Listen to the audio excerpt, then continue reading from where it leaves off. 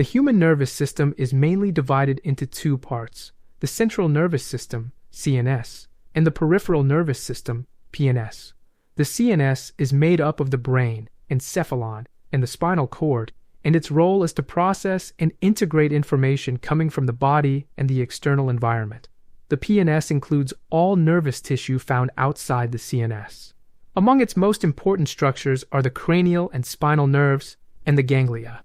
Ganglia are small groups of neuronal cells responsible for collecting and modulating messages sent to or from target organs.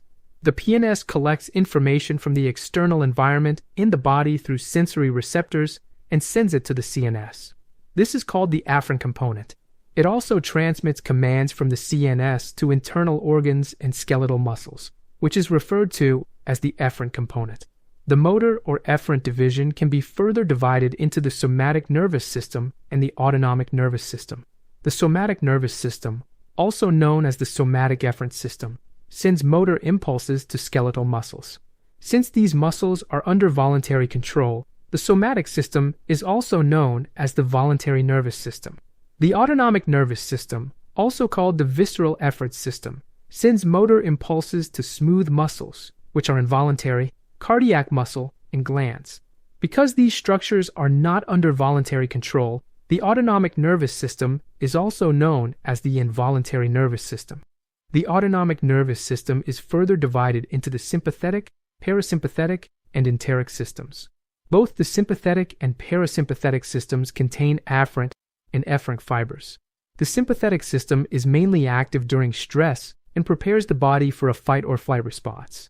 It increases the basal metabolic rate, reduces digestive and urinary activity, increases blood flow to muscles, raises heart and breathing rate, and activates sweat glands. The parasympathetic system is associated with rest and digestion functions. It slows down metabolism, stimulates digestive and urinary functions, increasing saliva gland secretion, reduces heart and breathing rate, and promotes excretion processes. Although their functions are opposite, the two systems are complementary in maintaining the body's homeostasis, working in balance and adapting to the needs of the moment. The enteric nervous system autonomously controls several functions of the gastrointestinal tract, including motility, enzyme secretion, and blood flow. It consists of two main ganglionic plexuses, the myenteric plexus, Auerbach's plexus, located between the longitudinal and circular smooth muscle layers of the gastrointestinal tract, which regulates intestinal motility and peristalsis, and the submucosal plexus, Meister's plexus, located in the submucosa, which controls enzyme secretion and local circulation. Although it is closely connected to the sympathetic and parasympathetic systems, the enteric nervous system can carry out many of its functions independently of the central nervous system.